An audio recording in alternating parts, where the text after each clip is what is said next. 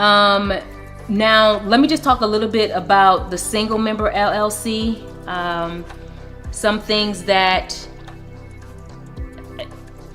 should be taken a little more seriously, especially if you want to maximize the limited liability benefit that the LLC affords you. You don't just have it because you formed the LLC. You don't just have it because you have that acronym behind your name.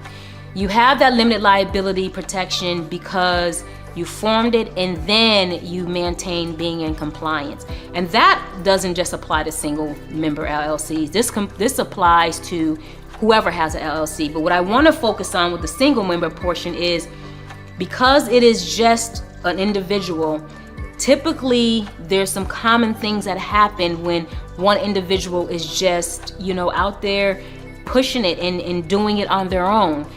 It's great that they took a step from saying, I'm not going to do this as a sole proprietor and have all of my personal assets fair game with my business assets. That's great. But what happens is the mentality of how they operate do not change. And you don't want to find yourself in that position. You have an LLC, but you're operating like a sole proprietor, which means you're commingling everything.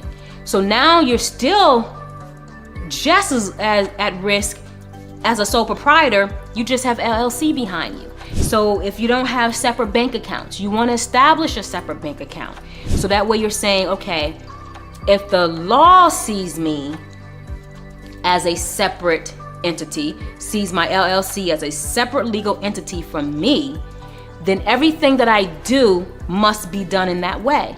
And as I mentioned earlier, we're talking about an operating agreement. A lot of times single member LLC owners don't draft the operating agreement because they feel like it's just me.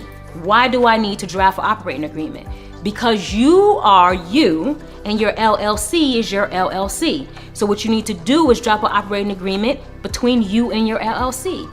It may feel strange, it may feel funny, but it won't be strange or funny when you actually need it. So what you want to do is draft your operating agreement, still cover those very important areas, and I just touched on a few because one, it is going to be specific based on, again, the type of business you're running, the type of products and services that you're providing, and the state that you're in.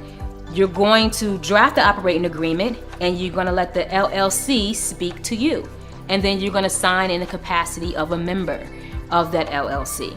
You're not, it's between you and the LLC. It's not just you. You're signing in the capacity of I am a member and you agree to what this company is telling you how it's going to operate.